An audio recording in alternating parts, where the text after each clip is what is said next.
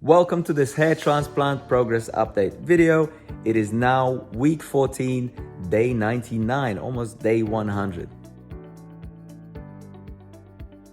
This week I went back to my doctors and I asked them a few questions. So in this video, I'll be going over the answers to those questions, which were: number one, should I be using minoxidil? I know I've touched on the topic before, but I wanted to get a straight answer from my doctor. Number two, why is my hair growing back in patches? And more importantly, why is the natural hair that I had before has not all fully grown back? And number three, why do I still have numbness in my transplant area? And when will it disappear? Now, if you watch my previous videos, you'll know that I talked about minoxidil and I decided not to go ahead with any like Rogaine type of products or any pills or anything like that to speed up my recovery. Now, throughout the week, I have had various comments from different people saying, hey, why not use minoxidil? You know, I'm gonna definitely use it, or I have been using it. It's made a massive positive impact on my recovery. It gave me thicker hair and all this kind of stuff. So by all means, if you feel like using minoxidil, I think you should do. Again, always look into it, always research whatever products you're using. Not all people are going to go for a hair transplant, and often minoxidil will be the alternative for, getting a head full of hair. But as I was getting all these comments, it kind of made me think, and I thought, you know what, the one thing I haven't done, I've done all this research on the product, I know pretty much, and I've settled with my decision, but the one thing I haven't done yet is I haven't spoken to my doctor about it. So I reached out to my hair transplant surgery, I contacted them and I said, hey, by the way, we never spoke about this, minoxidil. Should I use it? I heard from other people who had transplants, that it's a good thing to use and I should use it while I'm recovering to get thicker hair. And my doctor got back to me and he said, look, we don't recommend it. We don't do that here. But if you're really desperate and you really want to, of course you can use it for a couple of months, but don't use it long term. So to me, that put me at ease. If my doctor says we don't recommend it, that's cool with me because I didn't want to use it in the first place. So that's the end of that topic for me. So the second thing that I wanted to mention, again, I asked my doctor was, because now that my hair has been recovering, now if I just give you a quick close-up of my hair, you can see the new hair is growing in, the new hairline is quite clear now. In fact, if you stand really far away from me and you squint your eyes, it almost looks like I've got a full head of hair, almost, but not quite. But if I just turn to the side, give you a view from the side, and again, if we switch to the other side there, and final shot, if you look from the top, you can see the bald patch back here, which is my crown, which was not done, but the rest of it, you can see it's kind of all growing in.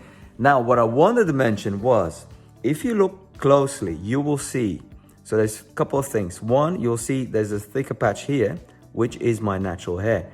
Now, you can see then a little bit more of it kind of going this way. If I go back to pre-hair transplant, I did have very thin hair at the top, but there was a bit more than that tiny little patch. And I was kind of curious over the past few weeks thinking, why is only that little bit growing back and the rest of it is transplanted hair, more or less? You can see a bit more natural hair here and there. So again, I'd gone back to my doctor and I said, hey, it's a bit weird. I've got all this transplanted hair growing back.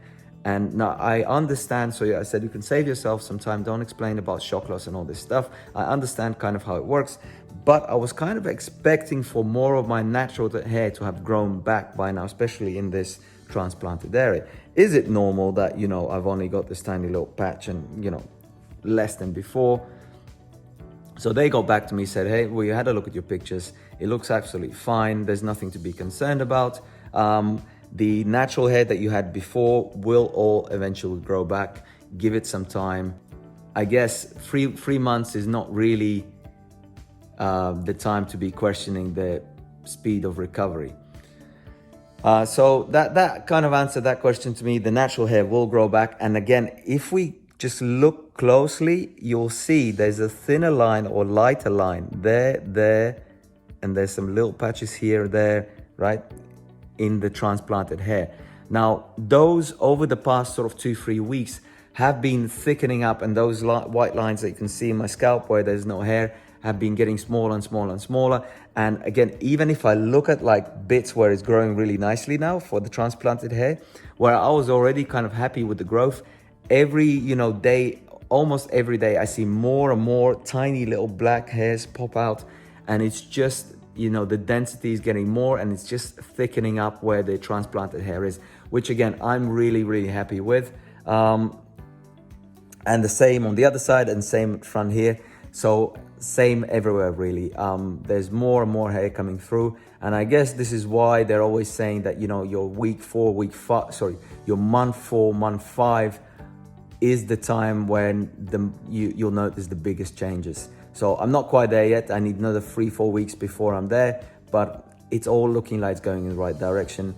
And again, it's all natural. I'm not taking any, you know, Minoxidil or all the other pills that I can't remember the names of. So that was the other thing I wanted to mention. And number 3, finally, I wanted to mention is numbing. And again, I've been talking about this for the past 2 months. Why the hell is my hair still, you know, why is my head still numb in the transplant area? And it is, I guess, less numb than it used to be. So if I run my fingernails against it, that's, you know, if you run your fingers against it, because you've got sensitivity in your fingers, it doesn't feel quite so numb. But if you run something like a bit of plastic, or the most I notice is when I trim my hair, if I run the clippers against, you know, the top, which I don't do anyway, but if I touch the clippers on the top bit, it feels really numb. So I went back to my doctor and I said, hey man, why is my, you know, transplant area still numb? And it's still a tiny bit red. I mean, it's not much red, but it's still there's still a tiny bit of redness there. And he came back with a typical response of, yeah, Richard, everything is fine. Stop obsessing about it. It's all looking good. You will get some numbness there, and it will disappear within the next few months. So give it some time, you know, chill out.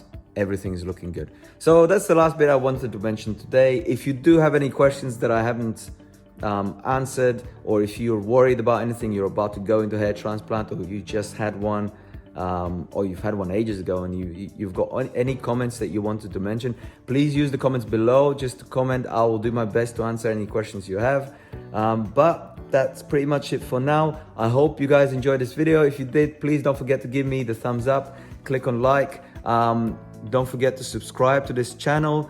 You can click on the subscription button at the bottom and enable bell notifications so that you don't miss out on any content that I post. But that is it. I will see you guys in week 15, and we'll see how this progresses within the next 7 days. Bye for now.